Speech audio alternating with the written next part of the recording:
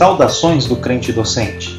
Está no ar o CDcast, o podcast da sua lição bíblica. Eu sou o professor Erivelton Nunes e estamos estudando a revista Lições da Palavra de Deus da editora Central Gospel sob o tema Romanos e a Justiça de Deus. E hoje estaremos estudando a lição de número 9, cujo título é Características da Rejeição de Israel. Gostaria de pedir a você que nos acompanha neste momento que divulgue o trabalho realizado pelo crente docente. Para isso, se inscreva no nosso canal, deixe o seu like e acione o sininho para ficar por dentro de todas as novidades. Agradeço a Deus pela oportunidade, ao professor Edvanei, aos meus líderes e aos organizadores pelo convite. Neste trimestre estamos estudando a carta de Paulo aos Romanos, com temas fundamentais para a fé cristã, como a justificação pela fé, santidade, redenção, glorificação, entre outros. Nas últimas aulas estudamos os capítulos 9 e 10 de Romanos, e hoje falaremos sobre o capítulo 11. Esses três capítulos possuem uma ligação muito profunda entre si. De forma didática, podemos dizer que o capítulo 9 de Romanos tratou sobre o passado de Israel. O capítulo 10 trata sobre o presente de Israel e o capítulo 11 abordará sobre o futuro de Israel. No capítulo 9 lemos o seguinte: Romanos 9, versículos 1 a 5. Digo a verdade em Cristo, não minto. Minha consciência o confirma no Espírito Santo. Tenho grande tristeza e constante angústia em meu coração, pois eu até desejaria ser amaldiçoado e separado de Cristo por amor de meus irmãos, os de minha raça, o povo de Israel. Deles é a adoção de filhos, deles é a glória divina, as alianças, a concessão da lei, a adoração no templo e as promessas. Deles são os patriarcas, e a partir deles se traça a linhagem humana de Cristo, que é Deus acima de tudo, bendito para sempre. Amém. Já em Romanos capítulo 9, versículos 30 a 32, está escrito: Que diremos então? Os gentios que não buscavam a justiça a obtiveram, uma justiça que vem da fé. Mas Israel, que buscava uma lei que trouxesse justiça, não a alcançou. Por que não? Porque não a buscava pela fé, mas como se fosse por obras. Eles tropeçaram na pedra de tropeço. O capítulo 9 mostra que Israel tinha tudo para dar certo. Eles eram os guardiões da lei, da palavra, das alianças, das promessas, conforme mostra o versículo 4. Eles tinham os patriarcas, os profetas e até mesmo Jesus, o Messias, que segundo a carne é chamado filho de Davi. Também é o leão da tribo de Judá.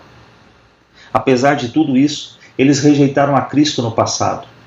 No momento de receberem o presente que Deus lhes deu, decidiram rejeitar a justificação pela fé.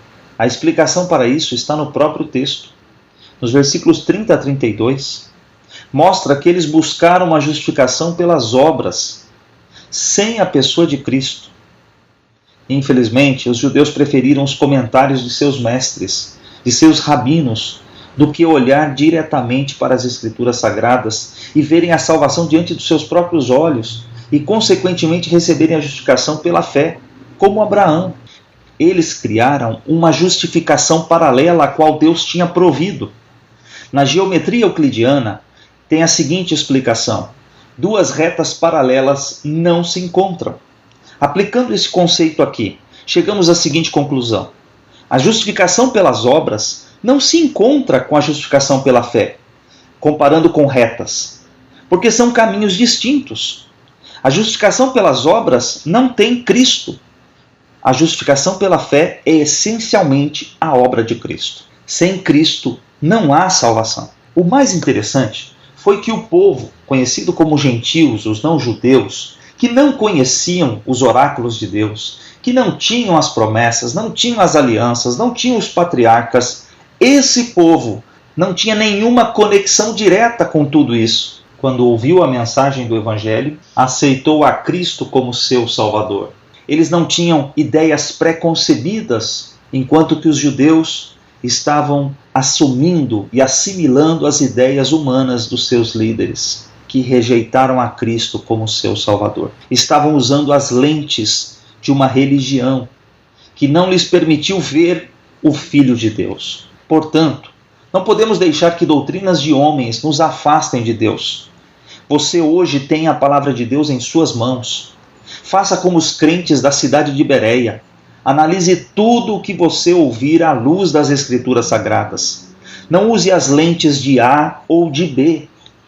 Deus tem compromisso com a sua palavra. No capítulo 10, o apóstolo Paulo fala sobre a rejeição presente de Israel e sobre a sua oração para que eles sejam salvos. Vejamos o que está escrito. Romanos 10, versículos 1 a 4. Irmãos, o desejo do meu coração e a minha oração a Deus pelos israelitas é que eles sejam salvos. Pois posso testemunhar que eles têm zelo por Deus, mas o seu zelo não se baseia no conhecimento.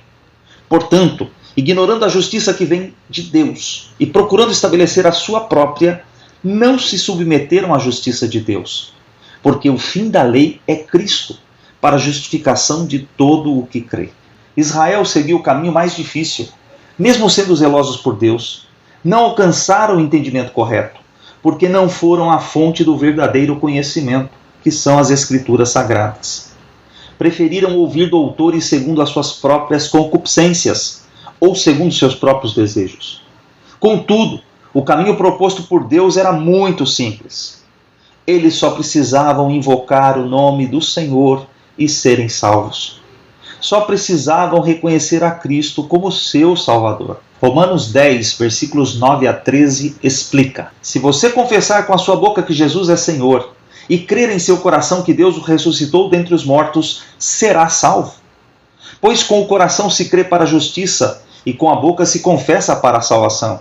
Como diz a Escritura, todo o que nele confia jamais será envergonhado. Não há diferença entre judeus e gentios, pois o mesmo Senhor é Senhor de todos e abençoa ricamente todos os que o invocam.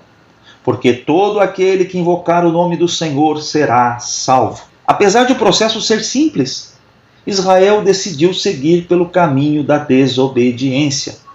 Veja o que está escrito em Romanos 10, versículos 19 a 21. Novamente pergunto, será que Israel não entendeu? Moisés foi o primeiro que disse: farei que tenham ciúmes de quem não é meu povo, e eu os provocarei a ira por meio de um povo sem entendimento. E Isaías diz ousadamente: fui achado por aqueles que não me procuravam, revelei-me àqueles que não perguntavam por mim. Mas a respeito de Israel, ele diz: o tempo todo estendi as mãos a um povo desobediente e rebelde. Se este assunto estivesse encerrado no capítulo 10, teríamos base para afirmar que Deus rejeitou Israel para sempre. Então, a teologia da substituição estaria correta. Contudo, o capítulo 11 de Romanos revela os planos de Deus para o futuro de Israel. Antes de abordar o capítulo 11, preciso abrir um parêntese para explicar o que seria essa tal teologia da substituição. Alguns segmentos cristãos começaram a propagar que a igreja substituiu Israel nos planos divinos. Dessa forma, a igreja se tornou o Israel de Deus.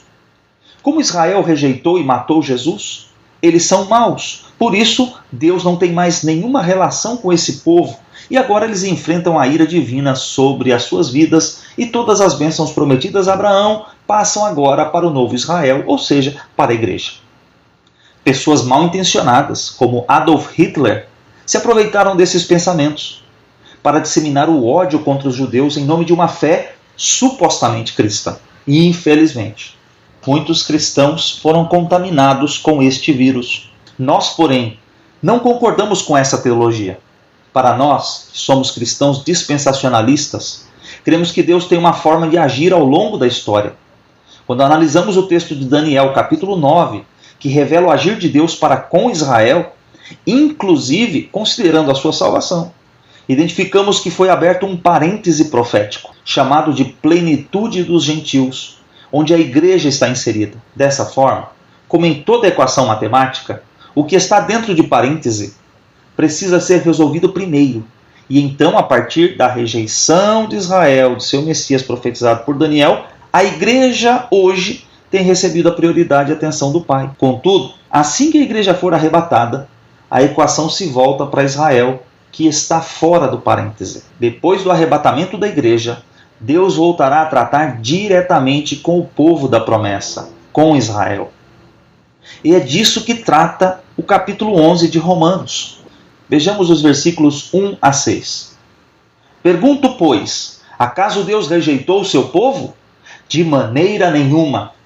Eu mesmo sou israelita, descendente de Abraão, da tribo de Benjamim.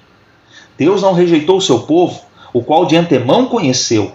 Ou vocês não sabem como Elias clamou a Deus contra Israel, como diz a Escritura?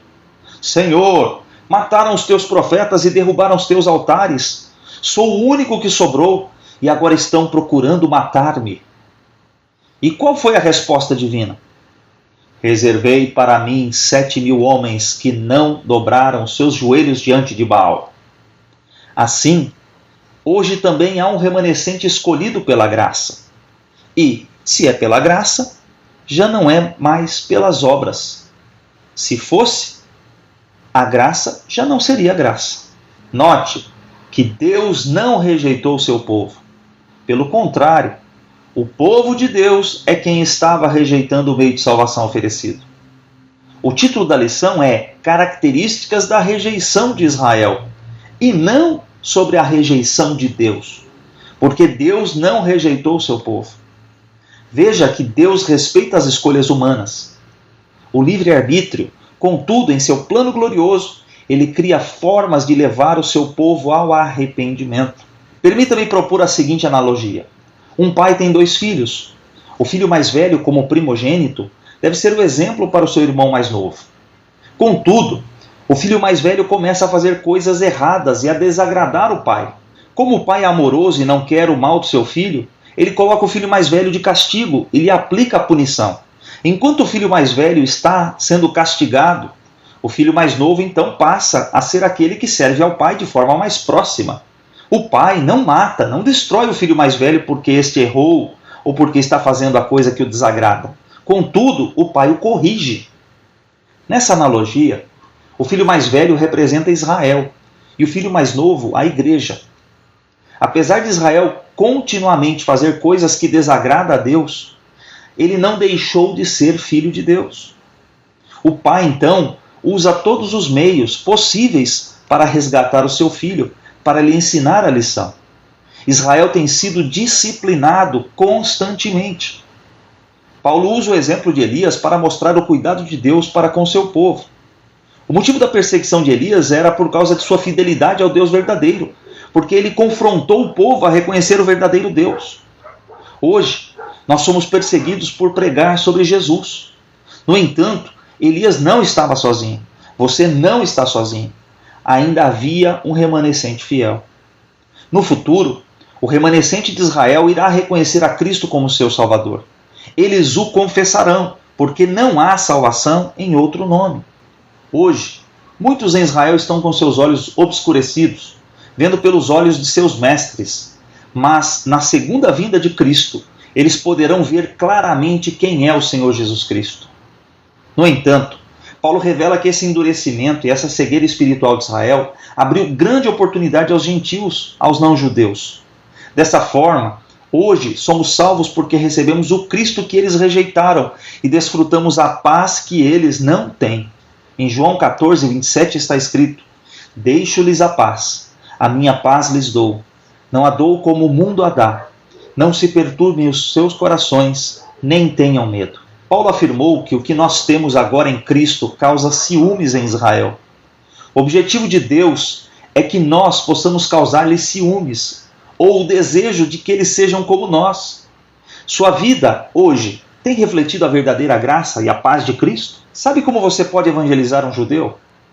Numa conversa informal, você pode começar agradecendo a ele, porque você conheceu a Jesus graças ao zelo que o povo judeu teve para com as Escrituras.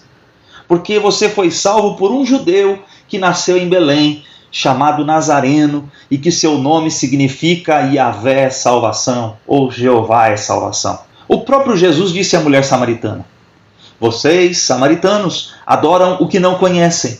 Nós, o que conhecemos, pois a salvação vem dos judeus. A salvação vem de Cristo Jesus. Isso com certeza irá causar ciúme neles. Eles irão querer ter a paz e o gozo que você tem na sua alma. Você tem Jesus no seu coração. Apesar de todo esse privilégio que nós temos, Paulo ainda nos informa para que não sejamos orgulhosos. Porque se o endurecimento deles nos abençoou, imagine o que acontecerá quando eles se converterem. Deus quer usar a sua vida para evangelizá-los. Romanos 11, versículo 11 a 14 diz o seguinte: Novamente pergunto, acaso tropeçaram para que ficassem caídos? De maneira nenhuma. Ao contrário, por causa da transgressão deles, veio salvação para os gentios, para provocar ciúme em Israel. Mas se a transgressão deles significa riqueza para o mundo, e o seu fracasso riqueza para os gentios, quanto mais significará sua plenitude. Estou falando a vocês, gentios, visto que sou apóstolo para os gentios, exalto o meu ministério, na esperança de que de alguma forma possa provocar ciúme em meu próprio povo e salvar algum deles. Paulo deixa claro que as promessas e os dons de Deus são irrevogáveis. Deus quer salvar o seu povo. Romanos 11, versículos 25 e 26 está escrito: Irmãos, não quero que ignorem este mistério, para que não se tornem presunçosos. Israel experimentou o endurecimento em parte, até que chegasse a plenitude dos gentios. E assim todo Israel será salvo, como está escrito: Virá de Sião um Redentor, que desviará de Jacó a impiedade. Aproveite as oportunidades que Deus, o Pai, te dá. Desfrute das bênçãos de Deus e seja um canal de bênçãos para todos os que tiverem ao seu alcance. O capítulo 11 esclarece que Deus nunca perdeu o controle. A história terá um final feliz. Um remanescente será salvo. Deus não rejeitou o seu povo para sempre. A rejeição de Israel não é definitiva por pelo menos 3 razões. Primeira, há um remanescente fiel em Israel. Versículos 1 a 10. Segundo, a queda de Israel gerou oportunidade aos gentios. Oportunidade para mim e para você. Isso está nos versículos 11 a 24. Em terceiro lugar, a salvação da nação de Israel está associada ao retorno do Messias, do nosso Senhor e Salvador Jesus Cristo. Está revelado nos versículos 25 a 32. Israel continuará com o coração endurecido, até que a plenitude dos gentios, até que a missão entre os gentios tenha sido concluída. Então, todo Israel será salvo. Isso significa que não haverá somente gentios crentes, mas todo o remanescente de Israel crerá em Jesus um dia, ou seja, na sua segunda vinda. Por isso, eu quero encerrar com um belo cântico que está em Romanos 11, versículos 33 a 36. Ó profundidade da riqueza da sabedoria e do conhecimento de Deus! Quão insondáveis são os seus juízos, e inescrutáveis os seus caminhos! Quem conheceu a mente do Senhor? Ou quem foi o seu conselheiro? Quem primeiro lhe deu para que ele o recompense? Pois dele, por ele e para ele são todas as coisas. A ele seja a glória para sempre. Amém.